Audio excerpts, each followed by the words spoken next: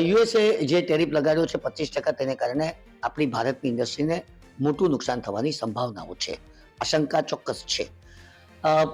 કારણ કે હીરા ઉદ્યોગ સૌથી વધારે સફળ થશે. હીરા ઉદ્યોગ અત્યારે પણ આમ પણ મંદીના વમળોમાંથી પસાર થઈ રહ્યો છે. એવા સંજોગોની અંદર હીરો જો મોંઘો થાય તો એનો ખરીદદાર અત્યારે જ ઓછો છે, તો મોંઘું હીરો કોણ ખરીદશે? આ એક મોટો પ્રશ્ન ડાયમંડ ઇન્ડસ્ટ્રીને સતાવશે. કાપડ ઉદ્યોગને પણ તેની અસર થશે, કારણ કે આપણું જે ઓવરઓલ નિકાસ છે ને અમેરિકાની અંદર એ 12% છે. આ ટેરિફને કારણે એ સીધો ઘટીને 6% થવાની સંભાવના છે, અને આપણો જે જીડીપી છે તેમાં 2% અત્યારે અમેરિકાનો પ્રભાવ છે. એ ઘટીને 1% થશે, એટલે જીડીપી પર પણ તેની અસર પૂરેપૂરી થશે. પણ એમાંથી દરેક નવી સમસ્યામાંથી એક નવી ઓપોર્ચ્યુનિટી, નવી તક આપણને પ્રાપ્ત થતી હોય છે. કઈ રીતે? કે તો કે ભારતને બાજુમાં બાંગ્લાદેશ,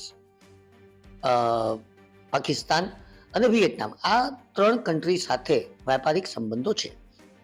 પાકિસ્તાનને જવા દઈએ, પણ આ બાકીના 2 દેશોમાં વાયા ભારત, એટલે ભારત હવે આ 2 દેશોને નિકાસ વધારશે, અને એ દેશો ઉપર ટેરિફ ઓછું છે, એટલે સ્વાભાવિક છે કે એ લોકોનું માર્કેટ અમેરિકાની અંદર વધશે, નિકાસ વધશે, પણ એ અલ્ટિમેટલી માલ કોનો હશે?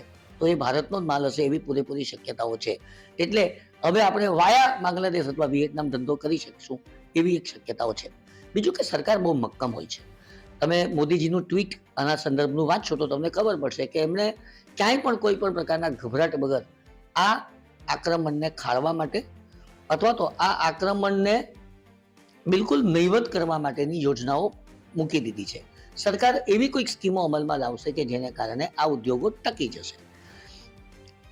બીજું કે આ વાંધો કેમ છે મિસ્ટર ટ્રમ્પને? તો આપણે અને રશિયા, એટલે કે ભારત અને રશિયા મિત્ર છે.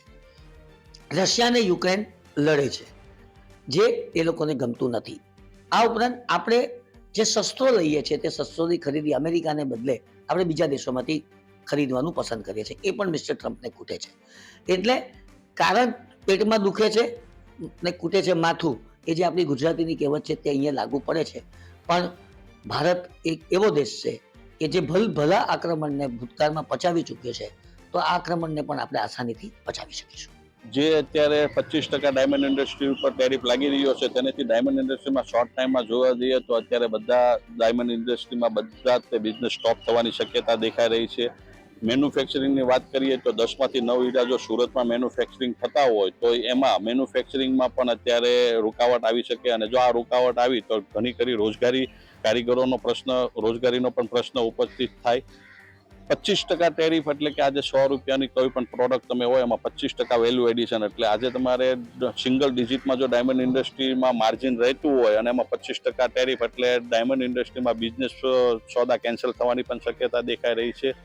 જોવા જઈએ તો અત્યારે બેલ્જિયમની ગવર્મેન્ટ, એટલે કે યુરોપમાં 15% ટેરિફ અને ઇઝરાયલમાં 10% છે, પણ બેલ્જિયમની ગવર્મેન્ટ ખાસ કરીને અત્યારે ડાયમંડ ઉપર વધારેમાં વધારે મહેનત કરીને ઓછું કેમ ટેરિફ થાય એના પ્રયત્ન કરી રહી છે. તો જો અમેરિકાના ગ્રાહકોને માલ લેવો જ છે તો એ લોકો બીજી કન્ટ્રીમાં પણ ચાલ્યા જવાની શક્યતા દેખાઈ રહી છે. એટલે આ બધા સમીકરણો જોઈએ તો 100% આપણી ગવર્મેન્ટ મહેનત કરી રહી છે, પરંતુ એક ડાયમંડ ઇન્ડસ્ટ્રી, જ્વેલરી ઇન્ડસ્ટ્રીને એક નેગોશિયેબલ સેક્ટરમાં રાખે અને નેગોશિયેબલ કરે અને એમાં કંઈક ડ્યુટી વધારે ઘટાડે તો આપણો બિઝનેસ જે હરણફાર ગતિથી ચાલી રહ્યો હતો એ જ ગતિથી ચાલશે.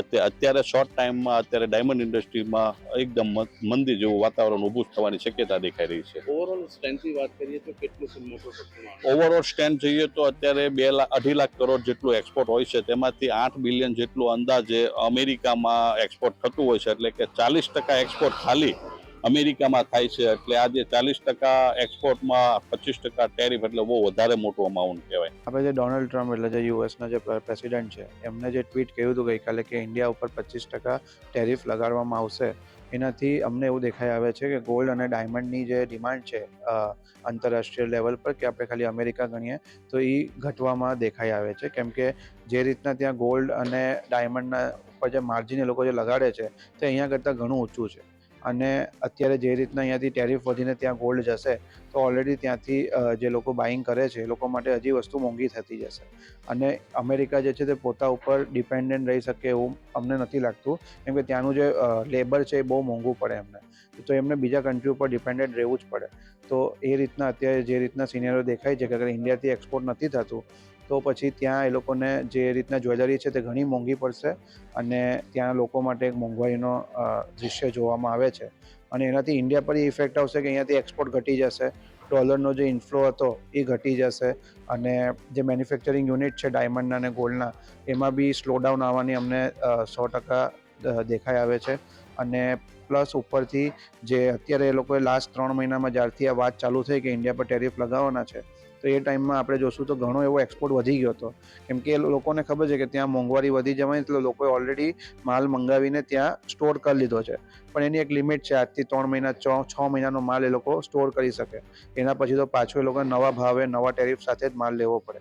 તો એ રીતના બધું જોતા બેઉ કન્ટ્રીની ઇકોનોમીમાં અમને એવું લાગે છે કે સારો નહીં પણ ખરાબ ઇફેક્ટ પડશે. લોસની વાત કરીએ તો શું લોસ દેખાઈ રહ્યું છે અત્યારે?